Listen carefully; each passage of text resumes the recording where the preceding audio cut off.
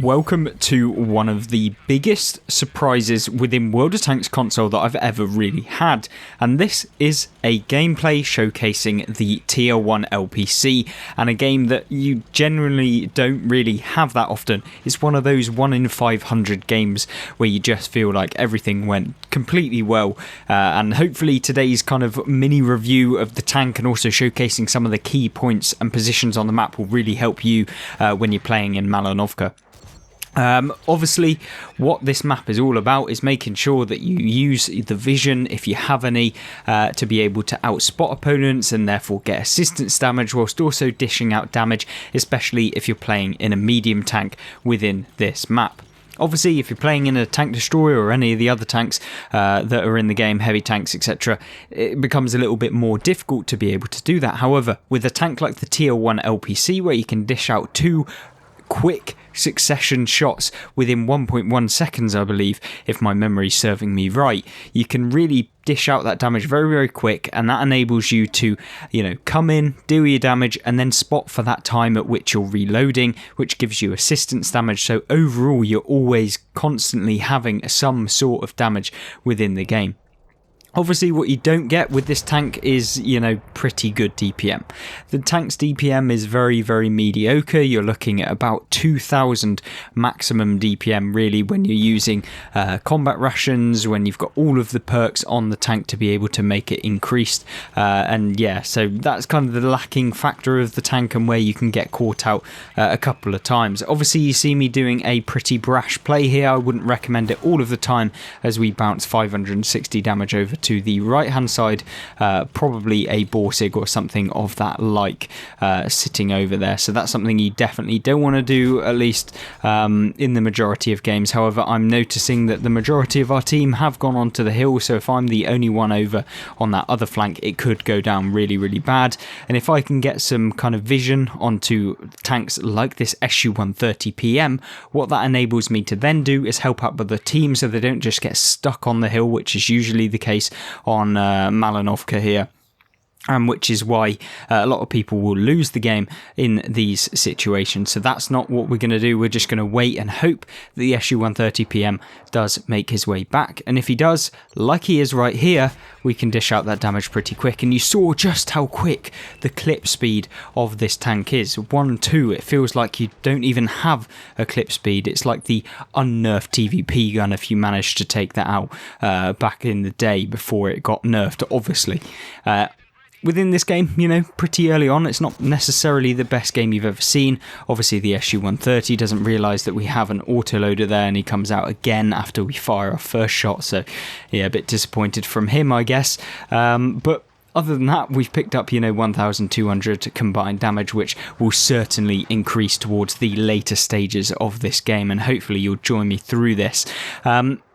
Malinovka, probably one of the more favoured maps within the game, not necessarily the best map for every single tank class. I find tank destroyers can struggle a little bit. There's areas in the map that you can do well on, but in general, you've either got to be a pretty aggressive turreted tank destroyer to be able to deal with a lot of the opponents, or alternatively, you can be a stealthy tank destroyer and just sit in the field and hope that the opponents come and become in your vision range at the beginning and end of the game as you kind of go through. And you kind of have to rely on the enemy team making the misplays to be able to have those really fantastic games. I'm not saying you can't have good games, but it does become a little bit harder when playing a tank destroyer compared to the other classes. Obviously, within this game, we're doing pretty well. 1,300 combined damage within this game. We're able to just pinpoint this Yahtzee there, hitting him twice when undetected. Something that you'll want to be doing in your gameplays is firing even when they just suddenly went undetected. I'm not saying every single time you fire you should just be shooting into the air. That's not what I mean. But if you know that the tank was previously there, or you suspect a tank is going to be in a position, then yeah, taking that shot can be beneficial. Unfortunately, at the beginning, we do manage to take a hit coming down into this position. It's fine. We're on 1,400 hit points at this kind of later stage of the game, and we're just trying to spot for our team. You can see us grabbing a ton of assistance damage from that play, so it was a 100% worth taking that little bit of damage to spot for our team. And what you see me doing here is just cresting the ridge, making sure I'm getting a bit of that assistance damage on the AMX-30 there that's decided he's going to be sat out in the open. Obviously we do have to be mindful if you push down into this position from the right hand side, if the enemy team are moving through the field area, that could be really, really bad and you can get shot in the side, and then if you then move up to where we are now, we'll be getting shot in the left. So it's all about positioning, making sure that you don't get hit from both single sides of the game. Obviously you see here, put one into the waffle, put another one into him, we managed to track him, we take another shot, which is a bit disappointing. Obviously in the ideal world we would have just hit that waffle for the first shot and then pulled back and not taken any damage, but during the heat of battle, I guess, we decided to take that extra risky shot and unfortunately got punished for it. However, still well within the range of being able to take one shot within the game and not take two. We'll put one into the STRV, which tracks him, and then we'll put another one straight into him as well. And you can see here 3,700, make that 4,100 assistance damage, and this is where the assistance damage really can rack up your game and make you feel like you've done a hell of a lot more of an impact. Yes, we probably would have won regardless of whether I was in this position, just because the positioning of the enemy team, but if I can be in this position and have a game where, you know, you feel like you're really pushing out a lot more damage, then that's all good for me anyway.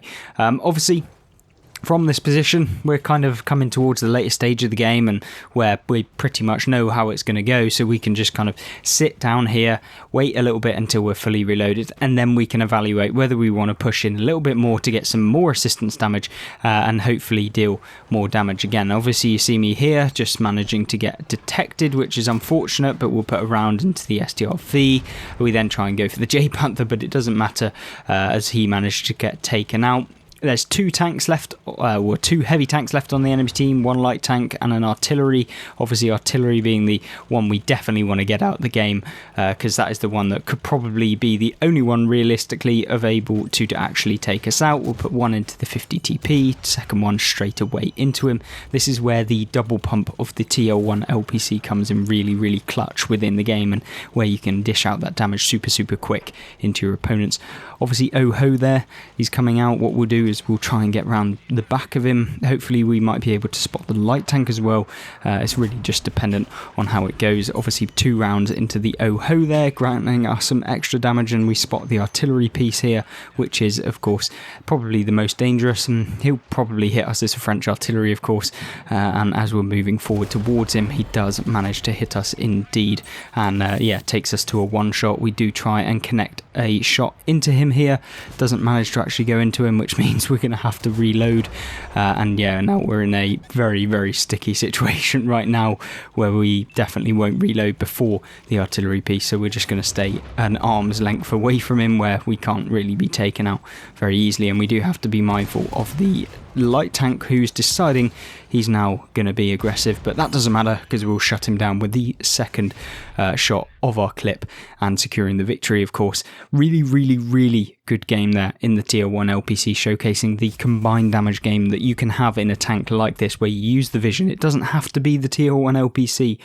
but it definitely helped that we had that double pump ability, and nearly 8,700 combined damage within a tier 8 premium tank is certainly no mean feat. 334,000 silver as well for a fantastic result. We managed to block 560. No doubt we had the patrol duty, a mastery badge, and all of the other badges you can see here: bruiser, spotter, fire for effect, etc. And coming top of the team is no surprise really at all there in that tier 9 game. Of course, we'll look at one more gameplay of the tier 1 LPC and showcase some other positions on a different map. Second gameplay of today's video is on Kasserine, my least favourite map, at least in regards of the amount of action that typically goes on within the game, because it gets very, very stale towards the mid and later stages, and often you're off doing the exact same things within every single game. At least that's what I've found. Obviously leave your own opinions as to what you think of Kasserine in the comment section down below, and we can kind of discuss that further. Obviously what you see me doing here is going to the central ridge. What you can do from here at the beginning of the game is get vision. What we can do with the vision of the TL1 LPC, like you saw in the previous game where we got a lot of spotting damage, hopefully we can do that within this game. Now I'm not guaranteed that we're going to be able to get anywhere near the spotting damage within that game, because obviously the limitations on this map are that, yeah, typically a lot of the engagements come at a closer range, so you're not able to actually deal that as kind of, or spot for your team to the same effect. Obviously what we can do at the beginning of the game is just get damage for ourselves, spot for ourselves, because we have that vision, and you can see us spotting the Dreadnought and the Object 752 there, picking up 500 damage, and then once again hitting the ISU, and yeah, that is the problem with the TL1 LPC there, missing the second shot following up onto the ISU 152 side armour, missing. And that is because the intra-clip reload is 1.1 seconds, but the aim time is about 2 seconds with this tank, which means that, yeah, you're never going to be fully aimed, at least if you fire instantly after reloading your clip. Now, that doesn't necessarily mean it's a terrible idea or terrible thing that you have to shoot double in like 1 second or whatever it is, but what it does mean is that, yeah, you certainly have to kind of think about when you're going to be firing. Sometimes it is actually worth just waiting that little bit extra time to ensure that you are going to hit the tank that you're aiming at. Obviously you see us hit here, managing to track someone over there, and so we go for the second shot, but unfortunately we don't manage to pen. So I'm expecting that was the Object 752 that had pushed up a little bit further, and that's why we only managed to track him. Hence the critical damage +5. And this is a sort of position you want to kind of control within this game. You don't have to be like super aggressive and always go in this position, but if you do, you can have some pretty good results. And you see us hit basically spotting the opponents that are now crossing through the middle. Whether that's for anyone else, as we talk about that, someone does actually get hit there, but what it does allow us to do is just make sure that we spot for ourselves. And when the bar is now moving forward, you see us aiming fully with this tank, because, yeah, like we talked about, it's painful when you don't actually, because that would essentially mean your 15-second reload to do 200 damage, well, just above 200 damage with this tank round. Yeah, not very good at all. And then you add in the actual intra-clip reload as well, making it even worse. So luckily we don't have that problem, and we can smack out 2 rounds into the side of the bar consecutively twice in a row. Dreadnought over there could be a real pain if that manages to connect a shot. Obviously that's 700 alpha worth of damage onto us, which, yeah, painful for any tank that's coming up against that one. And of course it is a tier 7 heavy tank that can manage to do that. Obviously we did manage to pick up 1 damaging hit on the Dreadnought there. Can be very difficult with this tank to be able to pinpoint your rounds at a long distance, because the accuracy is not particularly the best, at least in terms of the aim time, and also because the shells are pretty slow moving, meaning that you have to lead very well. They don't typically do as well when you're kind of pushing out that damage at long ranges. Obviously you do get heat rounds, which you can swap to if you really want to make sure that when you do hit the target, you're dealing your damage because of the increased penetration values that heat rounds have. But for me, in most cases, we don't need to do that. We can kind of push up quite nicely into this area. Obviously you see us derping 2 shots onto the CDA there, or the DAS kind of unskinned version of that tank, but what we are doing from this point is actually spotting for our team, so yeah, we can get even more spotting damage within this. But main aim of this result and game is not to get spotting damage, because most people spot for themselves, but we can certainly push forward and deal some damage, at least hopefully. Obviously you see the Dreadnought trying to escape, which just isn't allowed, and we'll put 2 rounds consecutively into him. I don't know why I can't English today, but obviously what you see us do now is just trying to pick up the last bits of damage as and when we can. Tiger 1 not real a big problem, and if we can manage to pick up the T54 here, 1 into him. Missed the shot on the AMX there, which is unfortunate, but now the Tiger does manage to come up. ISU 152 is there, doesn't really matter about him, we'll just push into him and try and hope that he doesn't manage to retrack us. He fires there, probably at the general T27 there, but yeah, you can see it's just too easy when you're playing in this tank to just deal that damage rapidly and track people and keep them in position as and when you need to, and that's really where I'd recommend, if you're interested in just trying to up your gameplay and be able to carry games and be able to have the opportunity to deal both damage and assistance, that the TL1 LPC is definitely one of those kind of competitive tanks and enables you to do that. A lot of medium tanks may have one or the other, or maybe they have the armor model but not the gun handling, or maybe they have the gun handling but no armor whatsoever. This is kind of a very all-rounder tank, and the view range aspect of this makes it very, very nice to play indeed. 3,800 damage, 1,161 assistance, bringing our grand total just shy of 5,000 combined damage. So in 2 games we managed to actually deal, what's that, like 13,000 combined damage in total within 2 games, which is fantastic really, and you can't really hope for much better within World of Tanks console, at least I can't anyway. Yeah, a very, very good result, solid tank, and one of my favourites. Maybe we'll be able to brush over the 5k limit if we can manage to pick up any damage on these light tanks. It doesn't take much, we're very, very close, just about 12 damage or damage combined away from being able to hit that 5k mark. And with 2 AMX 1390s in the same platoon, I'm expecting both of them to be very close to one another, and you'll see here we don't manage to pick up that last damaging hit on the AMX 1390. There is one final tank left alive. We have no idea how many hit points, but I'm expecting he's over here. He is indeed over here, and there is 12 hit points left on that tank. Can we reach the 5k combined mark? Is it actually possible within this game?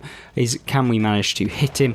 We're obviously going to be aiming, and yes, we can, picking up that 12 damage, and I think that does take our grand total over the mark at which we hit 5k, which is really, really nice. And so yeah, I guess for those of you that are interested, you could work out exactly how much damage, but you can see 5,001 combined damage within that game. Really, really good game. And of course, if you're interested in picking up the TL1 LPC, would I recommend it? Yes, I definitely would, especially if it comes on sale as part of a bundle with some of the other tanks. It's novel, it has that really, really high or low intra-clip reload, which means that you can dish out 540 damage really quickly, and so yeah, I would recommend it. Thank you very much for watching. Obviously, if you want to check out any other World of Tanks console gameplay, you can do on screen right now. I hope you have a good rest of your week and a good rest of your day, and I hope that you'll join me in the next one. Goodbye.